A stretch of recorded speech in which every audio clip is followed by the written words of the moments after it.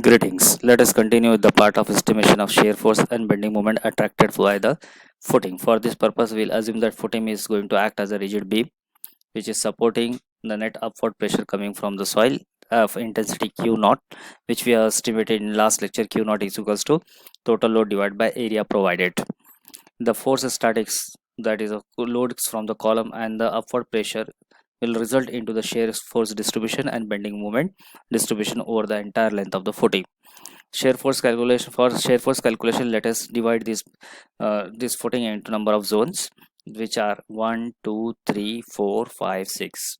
Among this, 6 represent the ends of the footing, whereas 2 and 5 represent the exterior ends of the column, and 3 4 represent as the interior end of the column. The shear force attracted at 1 is equals to 0, since there is no loading here. When we want to know the shear force at the section 2, then we will have statics Q naught in bracket A minus B1 by 2, where B1 is nothing but the width of the column, A is the the distance up to the center. We want the net force at the edge, that's why we will have A minus B1 by 2. For a shear force calculation at 3, we will have a statics Q naught is equals to Q naught in bracket A plus B1 by 2. A plus B1 by 2 means up to the interior edge of the column. I am going to estimate the projection length Q naught minus Q1 B1. Q1 B1 is nothing but the force which are going to transfer from the column. S4 is equals to Q naught in bracket A plus L minus B2 by L. A plus L is up to the centroid of the column, 2, but we require up to interior edge, that's why we have to deduct one half of the depth from it, minus q1 b1 kilonewton. Similarly, shear force at 5 will be equals to q naught in bracket A plus L plus B2 by 2. Now here A plus L, we go up to the center of the column 2, and then we have to add one half the depth B2 by 2, so that we can go for the exterior end of the column, minus q1 b1 minus q2 b2 means the total load which are coming from this column. Similarly, shear force at the section 6 will be equals to q naught L minus q naught into L minus q1 b1 minus q2 b2. B2, from this will have some maximum values, and from this maximum value will be considered selected for the design. But as we know that where the shear force is minimum, we have maximum bending moment. So this the point where the shear force is 0 will be used to estimate the maximum moment which is going to act along the length of the footing. So let us move towards the estimation of bending moments. For estimation of bending moments, we will use the statics of more load over the length multiplied by its overturning distances. So at section 1, since end is free, we are supposing that the load is being here 0. At the end 2, we will apply the statics here q naught in bracket A minus B1 by 2, because A has been considered from the center of the column. We require outer edge of the column, that's why A minus B1 by 2 will be the statics, that is your projection area. Multiply by the centroid, it will result into q naught A minus B1 by 2 divided by b1 by 2 whole square divided by 2 kilonewton meter. Similarly, for the section 3, we have to move towards the interior side of the column. So we will have the statics here upward pressure q naught in bracket A plus b1 by 2 whole square divided by 2 minus the moment caused by the loads coming from the column, it is q1 b1 square divided by 2. Similarly, we can go with the reference to fourth point, q naught in the bracket A plus L minus b2 by 2 whole square divided by 2 minus q1 b1 divided by 2 multiply by its lever arm with reference to the section 4, which is equals to L plus b1 L plus b1 by 2. Similarly, we can have the statics for the fifth section here, q naught in bracket A plus b1 plus L minus b2 by 2 whole square divided by 2 minus q1 b1 divided by 2 into bracket L plus b1 by 2 minus q2 b2 whole square divided by 2. And for bm6, ideally it should be equals to 0, because it's also a free end. From this, we will select the maximum value for the design. One maximum value we'll get from the shear force diagram, and second maximum value we will get from the bending moment statics. From these values, for this maximum bending moment and maximum shear force value, we will try to find out the thickness required for the footing. By the relation for the flux, the relation we have d is equals to under root mx divided by q into b, whereas for the maximum shear force we will consider that the shear force which is applied on the footing is not going to exceed the shear stress capacity of the footing of your footing material. That's why we'll go with the statics related to equating both the stresses. And in the case of rectangular footing, since the area is spread along the periphery of the column, we will have two types of shear attracted by the footing: one-way shear and two-way shear. So depending upon this, we will find out the depth requirement, and the depth which is maximum one is going to adopt, and for that we are going to provide the rebars. For providing the rebars, we have a statics ast is equals to m divided by sigma st into j into d. And now here I have given the formulation with reference to working stress method. One may go with the limit stress method. Once he knows the area of steel required, he can have the distribution of the steel along the length of the member. For that, spacing of the bars will be find out for the selected diameter. So let us move towards the part of estimation of combined trapezoidal footing. In this case, the difference is that since the loads are not equal, the width requirement at the edges will be different.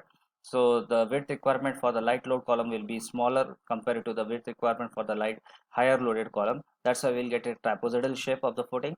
So in this case, geometric center will be worked out as x bar equals to L by 3 in bracket 2 times of b1 plus b2 divided by b1 plus b2, where b1 is nothing but the end from which I am intending to measure the distance. If suppose I am going to measure the centroid with reference to this b1, I have to take twice the b1. In vice versa, one may go with reference to b2 also. If he is going with reference to b2, he have to make a change here, twice the b2 here. So he is going to refer the x bar from this side, or he is going to refer the x bar from the b1 side. He has to consider that and as a twice in the calculation part. In case of load center, what we are going to do, we are going to take a moment of the loads along one of the load. Let us say I am going to have the same statics which I refer in a rectangular footing. I am going to measure the center with reference to left hand side. For that, x bar will be equals to L by 3 in bracket 2 b1 plus b2 divided by b1 plus b2. Similarly, the load center will work out as x bar equals to p2 into L divided by p1 plus p2 plus a. Now for getting the required length of the footing, I have to equate both the centroid. From that, I got a relationship like this. And now after knowing this relationship, after knowing the cross section depth, I will apply the same static as I have applied for the square footing. In case of square footing, what I had done, I had taken net upward pressure going to act along the length of the footing, and for that I have taken static equilibrium, and from that static equilibrium I have started estimation of the shear force and bending moment. The estimation of shear force will be done with reference to the consider section, inside, outside. Likewise, geometry, we will find out S max, we will find out by maximum bend moment, and for that we are going to design the depth of the footing either in flexor or either in shear, and for that we are going to find out the required AST. Now let us move towards the part of a staff footing. The staff footing is provided when in the case where the column has to be located at the boundary line or building line. It's not possible for us to spread the footing over the building line, since it's not our property. In that case, the footing will be provided in the cantilever action, cantilever part. That's why it will attract the eccentric movements on the footing. uh, for that case we will consider the distribution of area of the footing, and for this we are going to take an anchor beam, help of anchor beam, which will transfer the moment from coming in the footing 1 to the footing 2, thereby making a stability of the footing. The step beam doesn't carries any load or pressure. It can only act as a anchor beam, transferring the moment from one column to the another column. So here for finding out the geometric center, we have to take a area moment, because the two areas are separate area, and their rotation has to be considered, and their CG with reference to area rotation should be equals to the CG with reference to the load. So x bar will be find out as a a1 x1 plus a2 x2 divided by a1 plus a2, where a1 is nothing but l1 into the width b. Let us consider for both the footing width is common, so that's why a1 is equals to b into l1 and a2 is equals to b into l2. So if I want to take a rotation of this area about this edge at the building line, it will be b into l1 by 2, and for the second area it will be b into l plus a minus l1 by 2. L plus a we are going to up to this center, but I am going to take a rotation of area at this edge. That's why minus l by 2 divided by b in bracket l plus l1 plus l2. Now after knowing this x bar, I will equate this x bar with the loading center of the loading center of the given footing assembly. Once I got this one, then the things, the unknowns like parameters like length, width, and the width and the areas can be find out. I will have the similar statics as we have done in case of a your rectangular footing. I will go with a shear force distribution along the length of the footing, bending moment distribution along the length of the footing for maximum bending moment and for maximum shear force. I will calculate the depth requirement, and after knowing the depth requirement, one may go for the estimation of the steel and rebar and the spacing. So that completes the part related to theoretical proportioning of the footings. The part which is required for the steel is not considered in the foundation engineering, but for our convenience and for the understanding, I have taken that portion. Let us move towards the part of a numerical here. So numerical number 5 is make a statement that proportion a rectangular footing given the following data. Column loads are P1 equals to 155 kilonewton, P2 is equals to 1500 kilonewton. Size of the columns are 0.5 meter by 0.5 meter. The center to center spacing of the column is 6.2 meter. Column 1 is located at a distance of 0.4 meter from the edge of the footing, and safe bearing capacity is QS is equals to 384 kilonewton per meter square.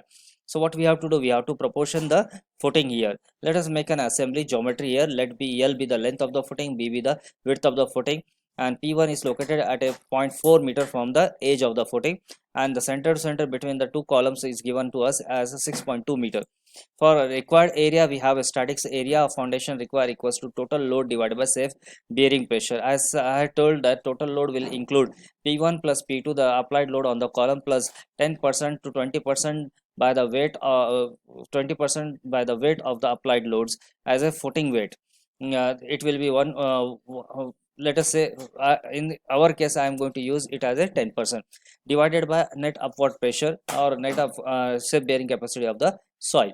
So here in our case we have AF is equals to 1455, the load on first column, plus 1500, the load on the second column, plus 10% of 1455 plus 1500, total load coming from the column as a self weight of the footing divided by 384. So hence area of footing requirement comes work out to be 8.45 meter square. Now we'll have a geometric centroid for this. Geometric center for rectangular footing is nothing but x bar equals to L by 2, and loading center will be worked as x bar equals to P2 by L divided by P1 plus P2 plus A. Since the things are known to us, if we equate this one, length comes to be twice in bracket B2 L divided by P1 plus P2 plus A, which is L is equals to 2 is equals to 1500 multiplied by 6.2 divided by 1455 into 1500 plus 0.4. I am going to take the moment along the light loaded column. Plus 0.4 is the projection, that's why the length requirement is 7.10. Once I got the length, I can find out the area width of the footing by the statics area of footing divided by L, which is equals to 8.45 divided by 7.10. It comes to be 1.19 meter. Say it is 1.2 meter. Okay, so for this lecture I will stop here. The proportion of trapezoidal footing numerical number 6 will be discussed in the upcoming lecture. Thank you. Stay safe.